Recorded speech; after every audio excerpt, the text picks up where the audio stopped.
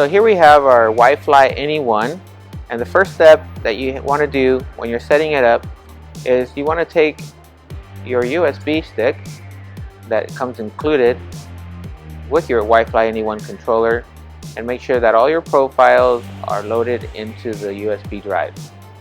So the first thing you want to do is you want to plug it in, but you want to reset your controller, turn it back on so that it will read your USB drive.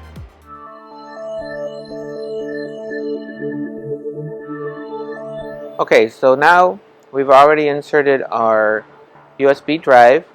Let's go ahead and go through the main menu options. First option is to load light from the library. The second option is to delete a light from the library. So once you've patched in a light and saved it into the memory here, you can actually delete that profile if you don't want it anymore. Option number 3 is to patch a light into the library. That means to take the profile that you have already loaded into the controller and assign it to one of our fixture buttons. Option number 4 is to delete a patch light. That means if you have a light that's already assigned to one of our fixtures, you can delete it at this on this menu option. Option number 5 is to edit the light library. You will not need to edit any light library at this point. Option number 6 is to set the WiFLY channel. As this controller has wireless DMX built into it, you can actually assign the WiFLY channel frequency here. Option number 7 is to turn off or to turn on the WiFLY DMX power. Option number 8 is to save the data to the USB. Which data do you want to save? If we create some shows, you can actually save them to a USB drive and recall those at a later point.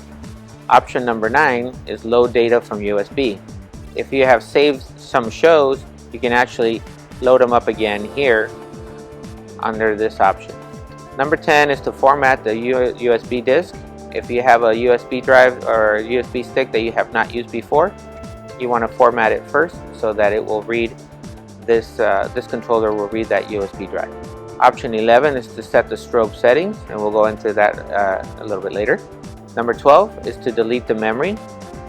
Look at your manual on how to delete the memory, as it requires a password. To delete all data, you will also need that password. Please check out your owner's manual. Once again, menu option number 14, factory settings.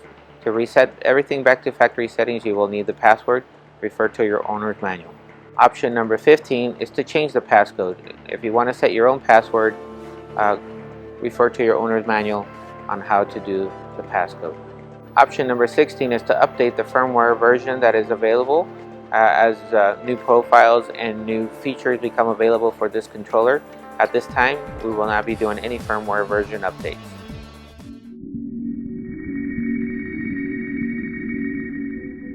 And the first thing we want to do is you want to go into the library, and so we can start patching lights or bringing them into the controller. And you do this by hitting the setup button, and you want to hold it for about 3 seconds. You'll see that the first option is to load a light from the library. That is your first step of setting up the WiFLY NE1.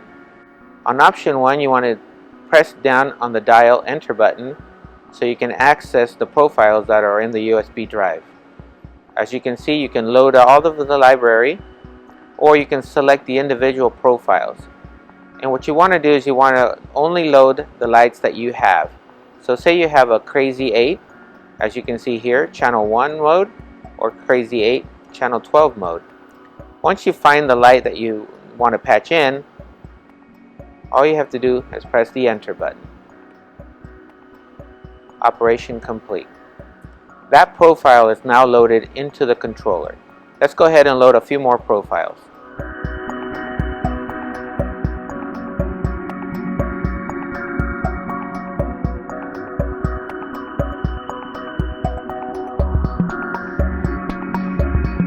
Okay, now that we have lights loaded into the library, we want to patch a light into the controller. So how do we do that? We go to option number 3 to patch a light, and we press enter. Here we have the light profiles that we have loaded from our USB drive into the controller. Here we have our Inno Pocket Wash 9-channel mode. We want to patch this light simply by pressing enter. The controller asks me which fixture I want to use. So all I have to do is select the fixture, and it tells me the starting address of DMX is channel 28 on this particular fixture. So the first thing we want to do is we want to select a fixture. On our function buttons here, we have up to 12 fixtures that we can select. I'm going to go ahead and select this one, and I'm going to press enter. And now we have patched this light into this button right here. Let's go ahead and patch one more light, our Crazy 8. We're going to patch that one, press enter. Tells me to select the fixture, and it's going to start at address 37. So I'm going to pick fixture 2 and press enter. So now I've patched 2 lights. Let's go ahead and patch one more. Event bar Q4, enter. This one will start at channel 49. Let's select fixture 3, enter. And now we're done. Once we've patched our lights into the controller, let's escape this page. Brings us back to our main menu. We are going to go ahead and exit the menu at this time.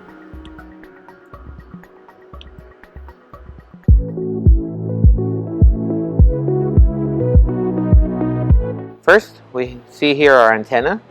This is for our wireless DMX. We also have an indicator here of our WiFLY channels. And if you are using this, and you will see a green light turn on when you have wireless connection. On the left hand side, you see that we have several buttons. One is the fixture, color, gobo, effect, show, and pause. Next section is the function or fixtures. Here we have 1 through 12. So we can set up to 12 different fixtures, or we can access 12 different functions of each light. Here we have 4 knobs that can control functions of the light, or we can also get into the actual DMX traits of the light, such as pan, pan fine, tilt, tilt fine, dimming, strobing, or any other DMX feature that the light might have. Here we have our menu key, and this one is mainly used when we're doing our setup. Here we have our escape key, which also acts as a page key for our memory. This controller has up to 12 memory banks. Here we have 1 through 6, and when you hit the page button, you can access another 6 more scenes. Here we have our dial enter knob, which we will use mostly for setup.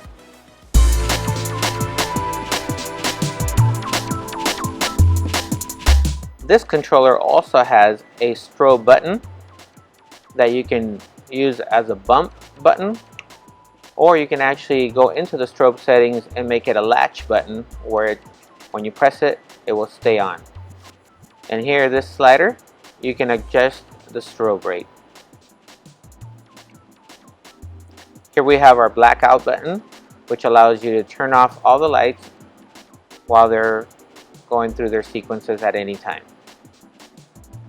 We also have a master dimmer, which allows you to dim the lights as necessary.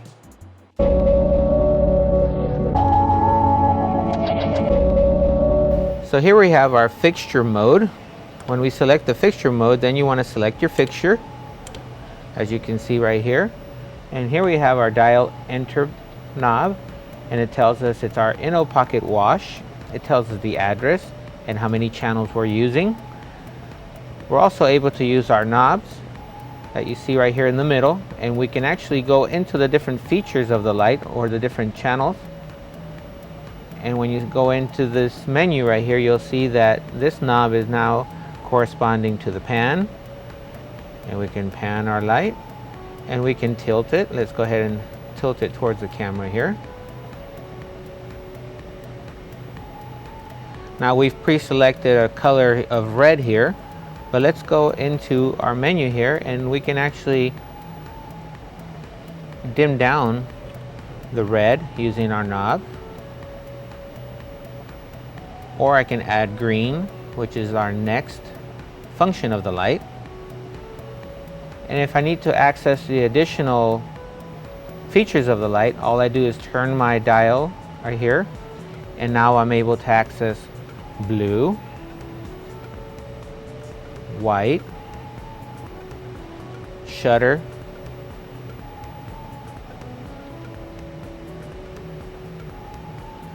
dimmer, or whatever other features this light might have, or your light might have. Here we have our color mode. So now that we've selected, first you want to do is you want to select your fixture, and now you can go into the color mode, and you can actually select different colors that are preset to your light. Here we have our NO pocket wash, and these are individual colors that are already programmed into our color mode. Once again, you're able to go into the fixture mode and adjust your own settings on a fixture such as this, where you can adjust the red, green, blue, and whatever other color your fixture might have. Up next we have our gobo button, which is our gobo mode. First you want to select your fixture, and then you want to go to your gobo, and now you're able to scroll through the different gobos that your light might have. As you can see, nothing is lighting up right now because the light that I have hooked up right here does not have any gobos. Our next mode is our effect mode. Once again, you want to select your fixture. Here we have our NO pocket wash selected, and we'll go ahead and set a color. This one does not have any gobos, so no gobos are selected. An effect gives you a movement effect. So here we have our first effect, and using our dials we can speed up our effect or slow it down. The second knob is for effect phase. If I had multiple of these type of lights, I can actually make one a little bit faster than the other, which is what we call a phase effect. And here I am able to adjust it on the second knob. We're also able to control the size of the effect. As you can see right here, I can concentrate my light in a very narrow area, or I can widen it simply by using the dial. I can also reverse the effect by using this dial, and that changes the direction of the effect.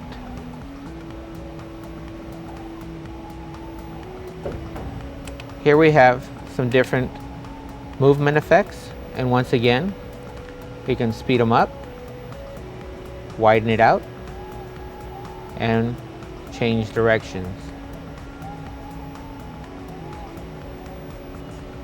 Our next mode is our show mode. Here is where you would access the built-in shows that your light might have pre-programmed into it. As you can see, there are no pre-selected shows on this fixture, but here is an example.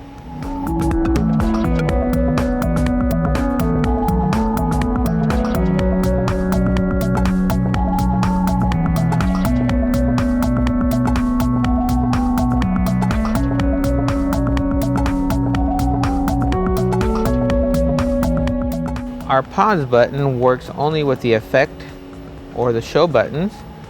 Once again, we'll select our fixture. We'll select an effect, which is a movement effect.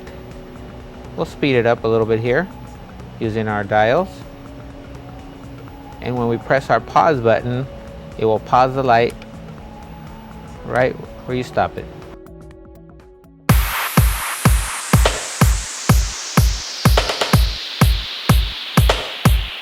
As you can see, we have some buttons here numbered 1 through 6. We also have a page button right here, so we're able to do up to 12 different memory scenes into this controller. This is how easy it is to create a scene. First, select your fixture,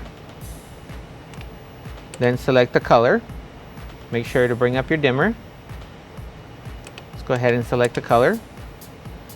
And we can do a static scene by going back to the fixture, and I'm just going to move the light. Say I want to use this for uplighting. Let's go ahead and tilt this up.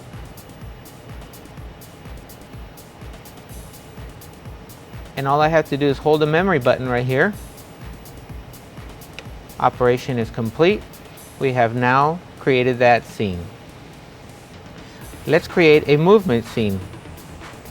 Once again, we have our fixture selected. Let's select a different color.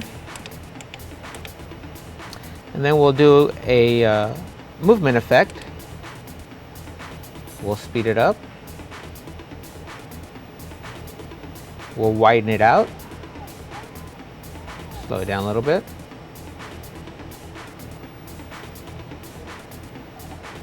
And once again, we hold our memory button when we've now created 2 scenes in a matter of seconds. You want to repeat these functions over and over again and create all the different scenes that you would like right here. Once again, you can always dim it. You can also pause it, or you can also black it out, which continues the movement but blacks out the lighting. The WiFLY NE1 controller can communicate wirelessly with any of our ADJ WiFLY products, such as our transceiver, or some of our products that have the WiFLY built in, such as our InnoSpot LED WiFLY. If you'd like to connect your lights directly to the controller has a 3-pin DMX output in the rear.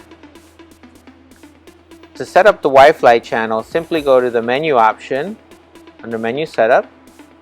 Select the option number 6 to set the WiFLY channel. Press Enter.